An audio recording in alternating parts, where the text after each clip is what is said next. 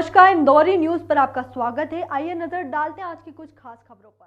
शहर में लगातार कुत्तों का आतंक देखने के लिए मिल रहा है, जिसके चलते डॉग बाइट के मामले बढ़ते ही जा रहे हैं। पिछले 5 साल की तुलना में अगर देखा जाए तो इस वर्ष की शुरुआती 2 महीना में ही 9,000 से ज्यादा के केस सामने आ चुके हैं। प्रतिदिन 150 से 200 केस सामने आ रहे हैं।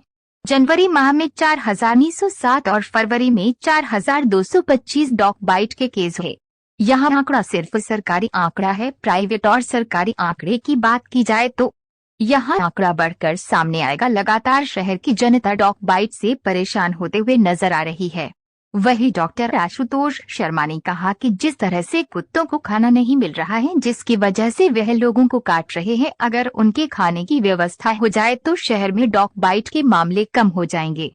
प्रतिदिन लगभग 150 से 200 नए केसेस आते हैं और जनवरी और फरवरी में मिला के लगभग 9,000 पेशेंट हमारे डॉग बाइट के केसेस इस अस्पताल में आ चुके हैं। मैं तो अवेयरनेस है, जनता में बहुत जागरूकता है। आज के जैसे ही बाइट होता है तुरंत हॉस्पिटल में आके इंजेक्शन लगाते हैं। अवेयरनेस मेरे ख्याल से सबसे इम्पोर्टेंट फैक्टर है इंदौर में, कि अवेयरनेस के कारण लोग तुरंत आके इंजेक्शन लगवा लेते हैं।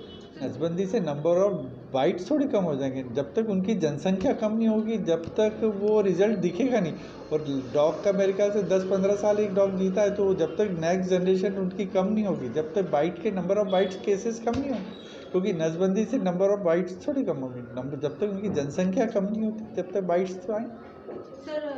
तो फूड जोन नहीं होने के कारण, भूखे रहने के कारण एक प्रॉब्लम है। फूड जोन अब बिल्कुल जितने भी अपने वार्ड्स हैं उसमें ऐसे कोई व्यवस्था ही नहीं है कि इनको कुछ खाने की व्यवस्था कुछ हो, क्योंकि आदमी देगा नहीं तो वो तो काटेंगे, नेचुरल है।